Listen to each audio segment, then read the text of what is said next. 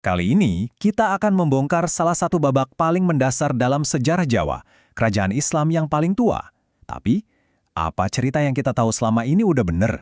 Coba deh, saya tanya ke Anda, apa jawaban yang pertama kali muncul di kepala Anda?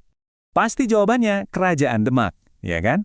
Inilah yang kita pelajari di buku sejarah sekolah, sebuah fakta yang rasanya udah nggak bisa diganggu-gugat lagi.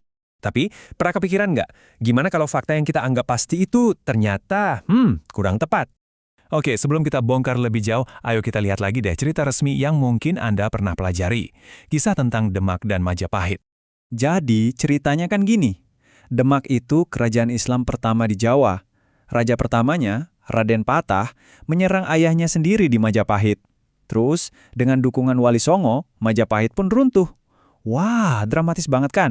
Kisah anak melawan ayah demi keyakinan baru, yang sekaligus jadi penanda akhir era kerajaan besar Hindu-Buddha.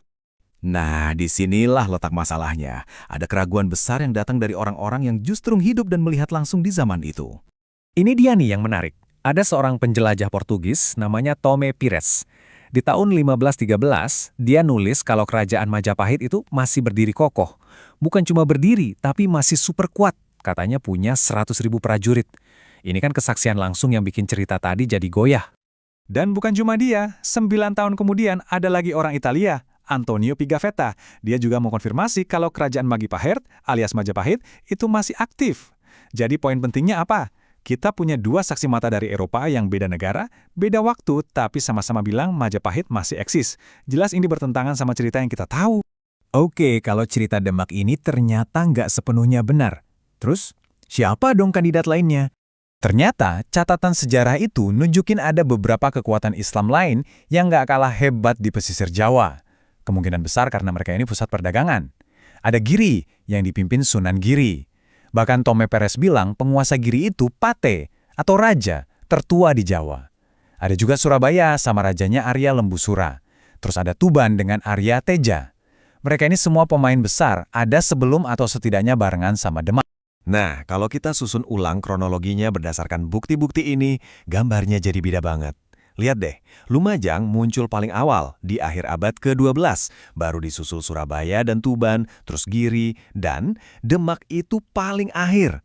Jadi Demak ini kayaknya bukan pelopor, tapi pemain yang datang belakangan. Oke, dari semua kandidat tadi, investigasi kita sekarang mengerucut ke satu nama yang jauh lebih tua, Lumajang. Dan tokoh utamanya adalah Pangeran Arya Wiraraja. Yep, tokoh kunci di balik semua ini adalah seorang pangeran bernama Arya Wiraraja. Seluruh argumen yang bilang Lumajang adalah kerajaan Islam tertua itu berpusat pada sosok yang satu ini. Dan ini bukan cuma omongan, ada bukti fisiknya. Ini adalah situs yang diyakini sebagai makam beliau. Bagi keturunannya dan dalam tradisi lokal, cara pemakaman ini dirawat sebagai bukti kuat keyakinan Islamnya. Nah, dalam sejarah, makam itu kan sering jadi penanda identitas yang paling jujur dan nggak bisa dibantah. Jadi, kenapa sih Arya Wiraraja ini penting?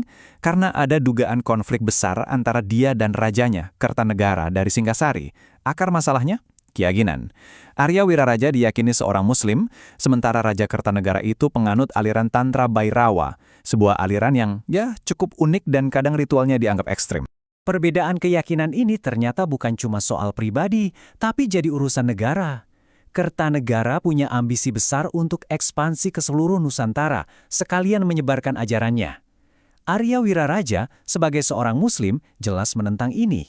Akibatnya, dia dibuang dari posisi pentingnya di istana dan diasingkan ke Madura. Dan sisa-sisa benteng yang kita lihat ini adalah saksi bisu dari konflik politik dan agama berabad-abad yang lalu. Inilah pusat pertarungan antara pangeran Muslim dan raja penganut Tantra. Jadi, apa artinya semua ini? Kenapa kita repot-repot ngurusin tanggal dan urutan? Well, ini bukan cuma soal koreksi tanggal di buku sejarah. Ini jauh lebih besar dari itu. Poin penting yang bisa kita ambil adalah ini. Pertama, cerita soal Demak yang menaklukkan Majapahit itu ternyata goyah kalau kita lihat kesaksian para saksi mata. Kedua, ada bukti kuat yang nunjuk ke Lumajang di bawah Pangeran Muslim Arya Wiraraja yang udah ada sejak akhir abad ke-12. Jauh banget kan?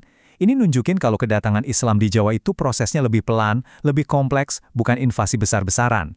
Bukan penaklukan tunggal, tapi sebuah interaksi panjang bahkan konflik dengan keyakinan yang udah ada sebelumnya.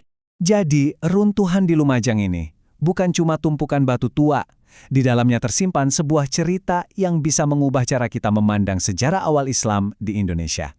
Sebuah cerita yang selama ini, ya, agak terabaikan. Ini yang bikin kita mikir kan? Kalau satu cerita sepenting ini bisa tersembunyi begitu lama, cerita-cerita apa lagi ya yang masih menunggu untuk kita temukan? Mungkin sejarah yang kita tahu sekarang baru permukaannya saja.